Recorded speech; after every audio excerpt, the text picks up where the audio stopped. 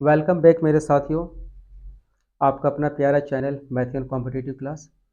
पिछले हम लोग कई वीडियो में ट्रिग्नोमेट्रिक सीरीज के कई सारे क्लास को हम लोग कर चुके हुए हैं। आज उसी में हम लोग एक नई चीज़ को सीखते हैं, वो है कंपाउंड एंगल्स। ये भी बहुत अर्जेंट है और समझ लो कि इससे रिलेटेड भी क्वेश्चन बहुत सारे सॉल्व होते ही है। तो जब तक कि ट्रिग्नोमेट्री का सारा फॉर्मूला एक एक करके अगर देख नहीं लेंगे ना, तब तक क्या है ना कि इसके प्रॉब्लम को सॉल्व करना थोड़ा सा मुश्किल होगा। इसलिए कि ट्रिग्नोमेट्री का जो क्वेश्चन होता है उसमें कई सारे फॉर्मूलों का कम्बिनेशन भी होता ही है। इसलिए हम लोग एक दो और वीडियो में हम लोग सारे फॉर्मूले को हम लोग सीख लेते हैं, फिर इसके डिफरेंट डिफरेंट क्वेश्चन को हम लोग प्रैक्टिस करते हैं। ठीक है, चलिए तो शुरू करते हैं। कंपाउंड एंगल्स, कंपाउंड एंगल्स का मतलब दो या दो से ज़्यादा एंगल का सम। ठीक है, बहुत आसान से शब्द में इसको हम लोग कह सकते हैं ये कि द सम ऑफ टू और मोर एंगल्स, दो या दो से ज़्यादा एंगल का सम। ठीक है, यानी अगर हम ए प्लस बी कहते हैं या फिर ए माइनस बी कहते हैं या 2a+3b बोलते हैं, या फिर ऐसा हो कि a प्लस बी माइनस सी कहते हैं, या फिर 2a+3b -4c, ऐसा कोई भी एंगल। ठीक है, तो उसको हम लोग कहते हैं कंपाउंड एंगल।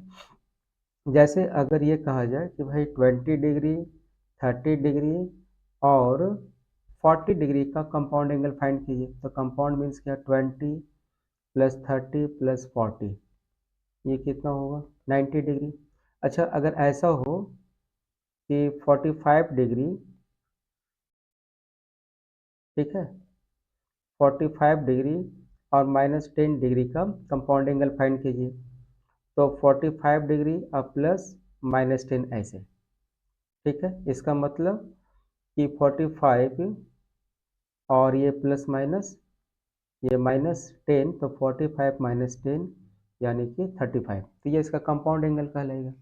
ठीक है, तो एक दो फॉर्मूले इसमें है, उसको अगर हम लोग उसका ट्रिकी में सीख लेंगे तो हमेशा याद भी रहेगा और उसका हम लोग यूज़ करना भी आसान होगा। ये तो इसमें सिर्फ हम लोग दो फॉर्मूले को ही हम लोग सीखेंगे, बहुत आसान है ये, और ये कोई रॉकेट साइंस नहीं है बॉस। इसको एक दो बार प्रैक्टिस करने से मज़े से सीख भी सकते हो और किसी को सिखा भी सकते हो। देखो साइन का केस में क्या होगा कि यहाँ पर साइन ए फिर कॉस बी। ठीक है, अभी ए साइन के साथ में है, अब बी कॉस के साथ में, अब यहाँ पर एक उल्टा कर देंगे, यहाँ पर अब कॉस के साथ में ए फिर साइन के साथ में बी।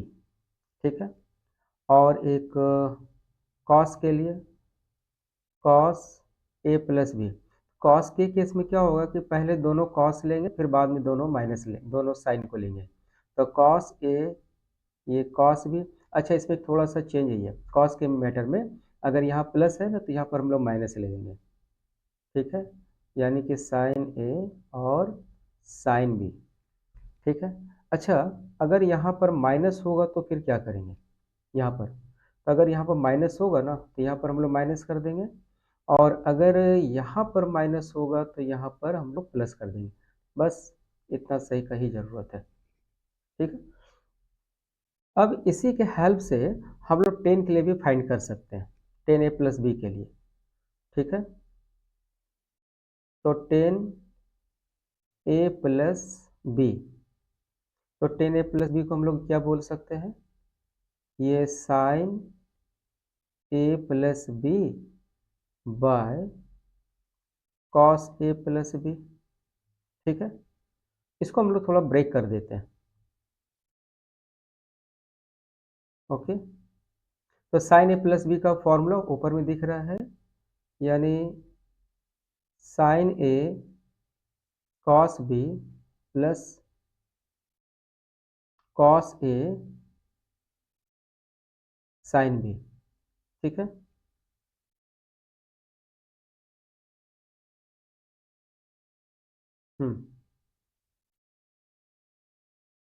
थोड़ा लाइन को और बड़ा कर लेते हैं।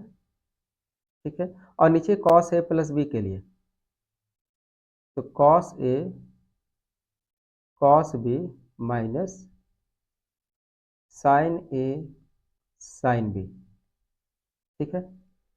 अब इसके बाद एक छोटा सा काम इसमें और करना है कि इसके अंश और कंस दोनों में, ये हो गया अंश और ये इसका कंस। ठीक है। इसको डिवाइड कर देते हैं कॉस ए कॉस बी से, और इसको भी डिवाइड कर देते हैं कॉस ए कॉस बी से। ठीक है। तो यहीं से थोड़ा सा शॉर्टकट ले लेते हैं। ठीक है ना। देखो, जब अगर हम इसको और इसको यहाँ से हम अलग करेंगे, ठीक है ना, इसको यहाँ से यहाँ, तो ये कॉस बी और कॉस बी कैंसिल हो जाएगा। ठीक है। तो क्या बचेगा यहाँ पर? यहाँ पर होगा, देखो, ये sine A by cos A, तो sine A by cos A tan A, फिर ये प्लस, और अगर हम इसे यहाँ से अगर हम अलग करते हैं, ये यहाँ से अगर हम अलग करते हैं, ये वाला और ये वाला, तो कॉस ए, अब कॉस ए कैंसिल होता और साइन बी और कॉस बी यहाँ पर रह जाएगा। तो sine B by cos B, sine B by cos B यानी कि टेन बी। ठीक है। तो ये टेन बी। अच्छा, अगर हम इस पूरे को इसके साथ में अगर हम अलग कर दें, तो cos A cos B by cos A cos B दोनों कैंसिल, तो ये वन होगा, फिर माइनस, और ये sine A by cos A, तो टेन ए, और sine B by cos B, तो ये टेन बी। ठीक है। अब इसी को एक बार और देख ले, प्रेस करके लिख दे। तो इस तरीके से टेन ए प्लस बी बराबर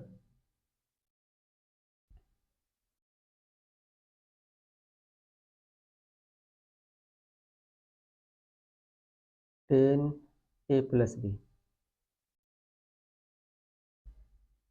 तो टेन ए प्लस बी के लिए एक फॉर्मूला बन गया कि tan A plus tan B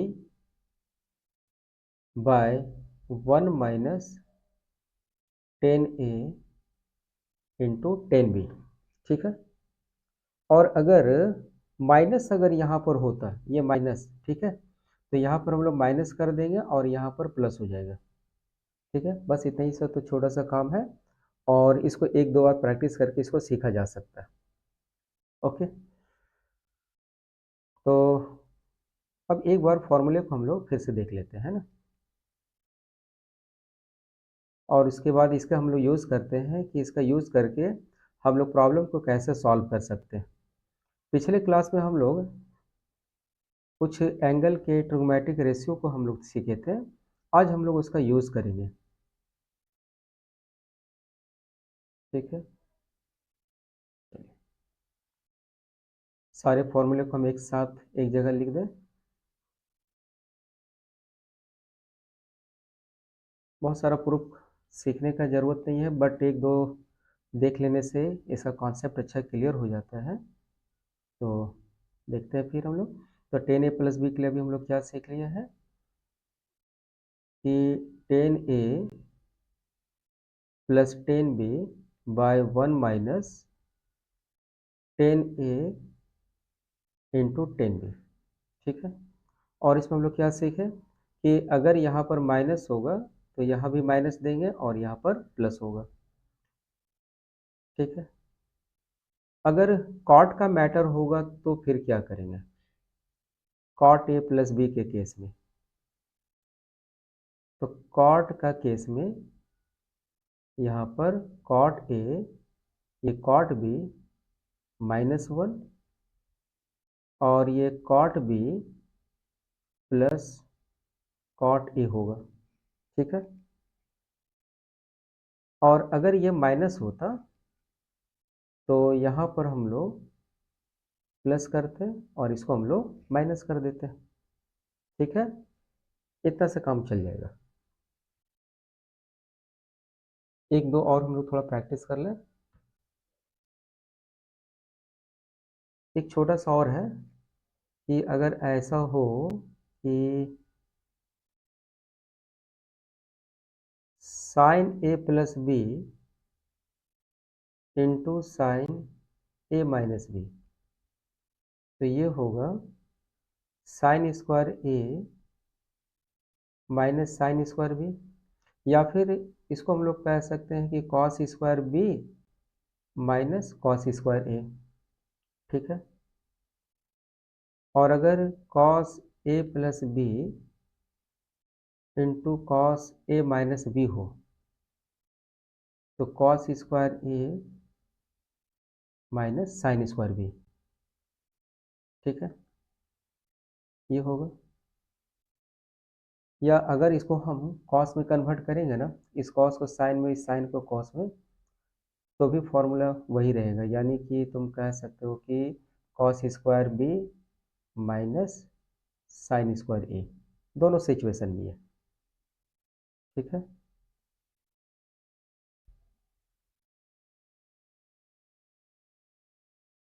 okay, तो बस इतना ही फॉर्मूला है। अब इसका हम लोग यूज़ करने के लिए सीखते हैं कि इसका यूज़ करके कुछ एंगल का हम लोग वैल्यू कैसे फाइंड करेंगे। ठीक है, अब इसका हम लोग यूज़ कहाँ करते हैं, और इसका यूज़ करके हम लोग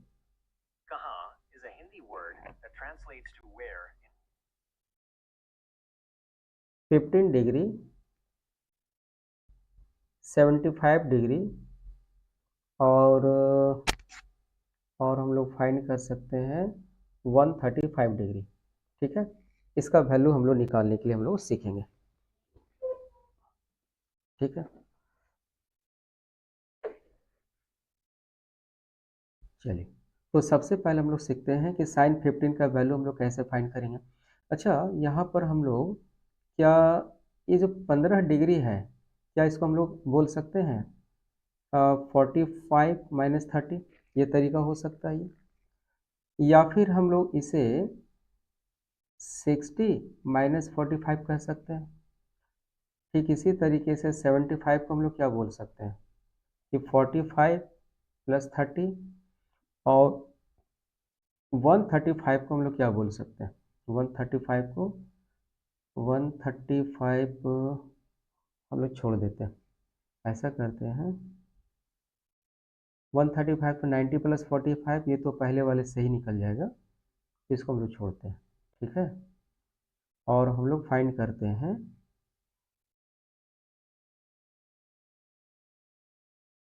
105 डिग्री। ठीक है, ये 105 करता है ये, तो 105 को हम लोग क्या बोल सकते हैं, ये 60 और प्लस 45। ठीक है ना, तो हम लोग इस तीन एंगल के बारे में सीखते हैं कि साइन 10 और साइन कॉस और 10 के टर्म में कि जब साइन 15, साइन 75, साइन 105, और इसी तरह से फिर कॉस और 10 को लगा करके इस सभी का हम लोग वैल्यू को फाइंड करते हैं। तो सबसे पहले साइन 15 डिग्री के लिए, तो साइन 15 को हम लोग अभी देखे हैं कि 45 माइनस 30, ये लिख सकते हैं। अच्छा, अगर हम इसे a मान लें और इसे हम b मान लें तो साइन a माइनस बी हो गया। तो साइन a माइनस बी के लिए अभी हम लोग फॉर्मूला देखे थे, तो फॉर्मूला था साइन a, ठीक है, फिर कॉस b माइनस फिर cos a into sine b। Sine 45 का वैल्यू 1/√2 और साइन कॉस 30 का वैल्यू √3/2। कॉस 45 के लिए 1/2 और साइन 30 का वैल्यू 1/2। इसको थोड़ा हम लोग सॉल्व करें तो √3 इंटू 1 √3 और ये 2√2, ये 1 इंटू 1 1 और नीचे में 2√2। अगर इसका एलसीएम ले लें 2√2 तो ये √3 -1। ठीक है, तो ये एक वैल्यू इसका हो सकता है यहाँ पर। दूसरा ये हो सकता है कि अगर हम इस √3 -1/2√2 है, इसको अगर हम रेशनलाइज कर दें यानी कि परिमेयकरण, है ना, तो फिर ये क्या हो जाता, तो √2 को √2 को √3 से मल्टीप्लाई कर दें तो √6 और √2 को 1 से मल्टीप्लाई कर दें तो √2, ठीक है। अच्छा, इसको अगर हम इससे मल्टीप्लाई कर दें √2 इंटू √2 तो 2 और 2 इंटू 2 4। तो या तो इसका वैल्यू ये हो सकता है या फिर ये हो सकता है, ठीक है ना। तो जब जैसा ज़रूरत पड़े, जैसा इसका ऑप्शन हो, उस हिसाब से इसका हम लोग सिलेक्शन करेंगे, ठीक है। ये साइन 15 का वैल्यू हो गया, ओके। तो साइन 15 का वैल्यू हो गया, तो इसमें हम लोग एक काम और करें, ठीक है।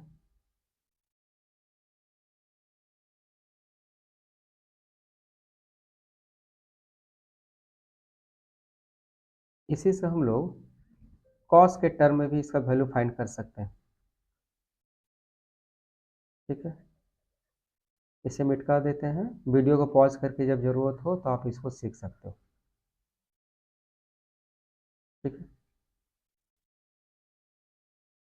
हाँ, अच्छा, ये साइन 15 है ना, तो ये साइन, अच्छा, इस 15 को हम लोग क्या बोल सकते हैं, 15 को हम लोग 15 को हम लोग ऐसा कह सकते हैं कि 90 माइनस 75, और इसका वैल्यू कितना है √6 माइनस √2/4।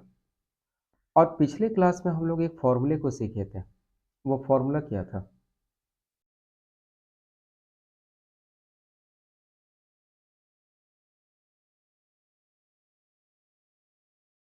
फॉर्मूला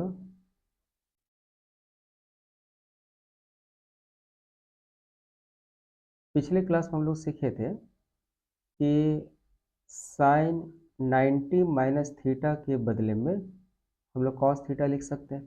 तो ठीक उसी सेंस में ये हो गया थीटा, कि साइन थीटा के बदले में हम लोग क्या लिख दें, कॉस थीटा, यानी कि कॉस 75, तो √6 माइनस √2/4, ठीक है। इससे ये समझ में आया कि साइन 15 का वैल्यू या कॉस 75 का वैल्यू दोनों सेम होता है, दोनों इक्वल होता है। बहुत आसान है बॉस। इससे ये कंक्लूजन बन गया कि साइन 15 का वैल्यू √6 माइनस √2/4, और यही वैल्यू कॉस 75 डिग्री के लिए भी होगा, ठीक है। तो दो काम हो गया, ओके। तो ठीक है, अब हम लोग देख लेते हैं साइन 75 के लिए। तो साइन 75 के केस में क्या होता है, ये जो 45 अब प्लस 30 कर देंगे तो 75 होगा। 15 के केस में क्या था, 15 को हम लोग क्या लिखे थे, अभी हम लोग 15 को हम लोग क्या लिखे थे, 45 माइनस 30। अब अगर यही 75 होगा तो इसको हम लोग क्या करेंगे, प्लस। इसका मतलब सब कुछ यही चलेगा, बस जहाँ पर माइनस है उसको हम लोग प्लस कर देंगे, है ना। तो ये भी बहुत आसान है,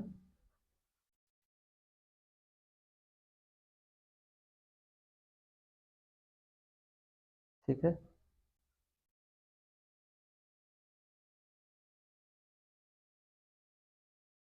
ओके। तो यहाँ से साइन 75 का वैल्यू √6 प्लस √2/4 होगा, ठीक है।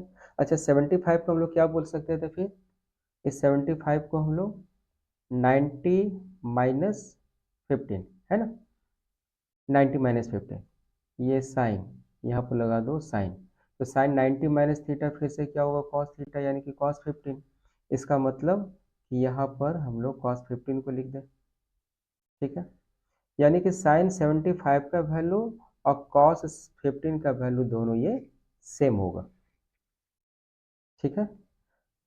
तो 105 का हम लोग कैसे फाइंड करेंगे, 105 के लिए आप लोग करना, ये आप लोग कर सकते हो ये, ठीक है। 105 के केस में ये 105 के लिए, तो 105 के केस में इसे हम लोग लिख सकते हैं 60 प्लस 45, और इसे हम लोग फिर सॉल्व कर देंगे तो उसका आंसर आ जाएगा, ठीक है। तो आज के क्लास में हम लोग इसे इतना ही रखते हैं, और इसे इतना प्रैक्टिस करना है। अगले क्लास में हम लोग इसी एंगल को यूज़ करके कुछ प्रॉब्लम को सॉल्व करने के लिए हम लोग सीखेंगे ये।